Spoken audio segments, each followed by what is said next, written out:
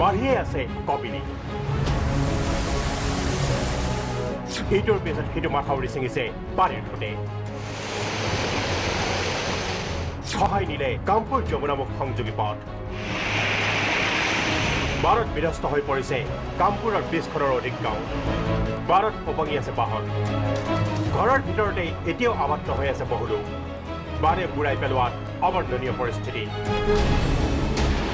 এনে ফটোকাৰে বাঢ়িছে নিশাৰী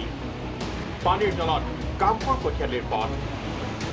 লখিমপুৰতো বাৰৰ বিভীষিকা লখিমপুৰৰ নাৰায়ণপুৰত বাৰে উটুৱাই দিলে এখন বাঁহৰ দলং গাঁঠিৰ ধন ভাঙি ৰাইজে নিৰ্মাণ কৰা দলংখন উটুৱাই নিয়াত বৃহৎ অঞ্চলৰ সৈতে যোগাযোগ বিচ্ছিন্ন হৈ পৰে গোৱালপাৰাতো অবৰ্ণনীয় পৰিস্থিতি জেঠাৰ বানত বিপৰ্যস্ত ৰংজুলিৰ টিপামাই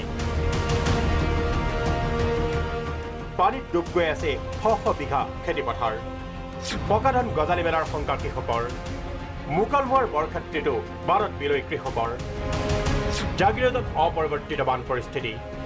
এককাল পানীত টুলুঙা নাও লৈ বড়ো ধান চপাইছে কৃষকে বানৰ সমানেই খহনীয়াই গ্ৰাস কৰিছে শ শ বিঘা কৃষিভূমি চপৰা চপৰে খহিছে নদীৰ গৰা মাথাউৰিৰ অধিকাংশই মেৰামতি নহল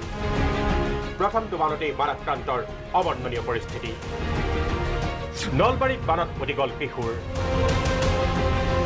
সৌভাগ্যক্ৰমে ৰক্ষা পৰিল আন দুই কিশোৰ পুৱা নদীৰ পাৰত বানপানী চাবলৈ গৈ উটি যোৱা কিশোৰটি সুকেকুচিৰ মইনুল হক লগত আন দুই কিশোৰৰ প্ৰথমতে জীৱন ৰক্ষা পৰিল শেহতীয়া বান পৰিস্থিতিক লৈ সৰব চামগুৰিৰ বিধায়ক ৰকিবুল হুছেইন কলিয়াবৰ বিধানসভা সমষ্টিৰ বিধায়কগৰাকী